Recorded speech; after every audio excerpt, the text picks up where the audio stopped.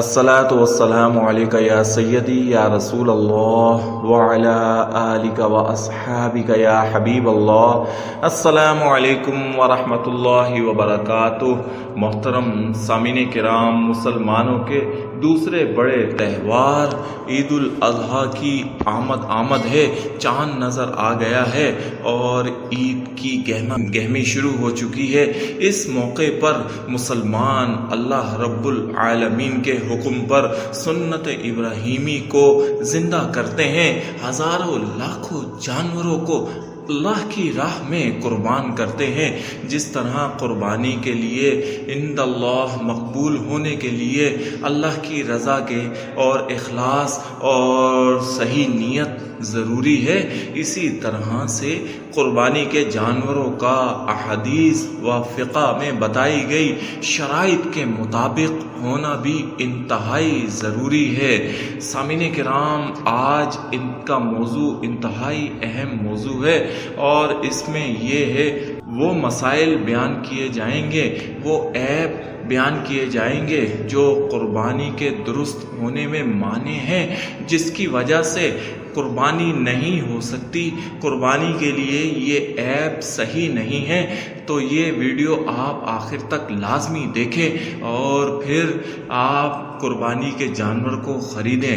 سامعین کرام، قربانی کے جانور کے وہ عیب جس کی وجہ سے قربانی درست نہیں ہوتی، یہ بتانے جا رہا ہوں۔ نمبر 1، ایسا ہنسا جانور جس کے بارے میں یہ نہ پتہ چل سکے کہ وہ نر ہے یا مادہ، تو ایسے جانور کی قربانی نہیں ہو سکتی۔ ایسا جانور جس کے سینگ ٹوٹنے کا اثر دماغ تک پہنچ گیا ہو، یعنی اکثر جانور لڑائی کرتے ہیں تو اس کی وجہ سے ٹکر لگنے کی وجہ سے ایک سینگ ٹوٹ جاتا ہے یا دوسرا بھی ٹوٹ جاتا ہے، اگر اس کا اثر دماغ تک پہنچ گیا ہے تو ایسے جانور کی قربانی نہیں ہو سکتی۔ سامعین کرام، ایسا جانور جس کے کان کا اکثر حصہ کٹ گیا ہو تو ایسے جانور کی قربانی بھی نہیں ہو سکتی۔ ایسا جانور جس کے پیدائشی طور پر کان ہی نہ ہو تو ایسے جانور کی قربانی بھی درست نہیں ہے۔ اگر کسی جانور کی آنکھ کی بینائی بالکل چلی گئی ہو یا زیادہ تر چلی گئی ہو اور اس کو دیکھنے میں دقت ہوتی ہو تو ایسے جانور کی قربانی بھی درست نہیں ہے۔ اسی طریقے سے اگر جانور کی دم کا اکثر حصہ کٹا ہے، یعنی کہ زیادہ تر حصہ کٹا ہوا ہے، تو ایسے جانور کی قربانی بھی جائز نہیں ہے۔ اور ایسا جانور جو لنگڑا ہو یا اس قدر لنگڑا کے چلتا ہو کہ 3 پاؤں تو زمین پر رکھتا ہے لیکن چوتھا پاؤں زمین پر نہیں رکھ سکتا، صرف 3 پاؤں سے چل رہا ہے، ایسے لنگڑے جانور کی قربانی بھی نہیں ہو سکتی۔ سامعین کرام، اگر بکری کے 2 تھنوں میں سے ایک تھن اگر خشک ہو جائے یا کٹ جائے یا چوٹ لگ جائے، ختم ہو جائے، تو ایسی بکری یا گائے کی یا اونٹنی کی قربانی بھی جائز نہیں ہے۔ اسی طرح سے زبان کٹا ہوا جانور جو کھانے پینے پر قادر نہ ہو، چرنے پر قادر نہ ہو، تو ایسا جانور بھی قربانی کے لیے اہل نہیں ہے۔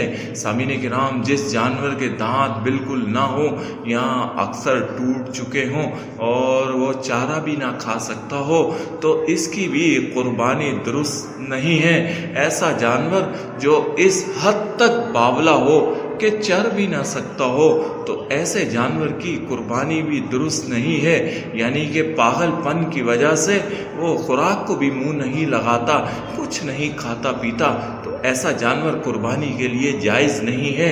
سامعین کرام، وہ جانور جو صرف گندگی اور غلاظت کھاتا ہے، چارہ نہیں کھاتا اور دیگر جانوروں والی چیزیں نہیں کھاتا، صرف غلاظت اور گندگی ہی کھاتا ہے، تو ایسا جانور بھی آپ قربانی قربانی کے لیے نہیں لے سکتے، ایسے جانور کی قربانی بھی نہیں ہو سکتی۔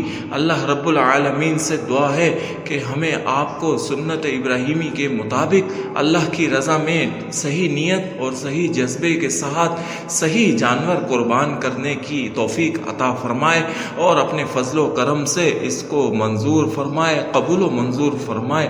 آمین یا رب العالمین، آمین یا ارحم الراحمین۔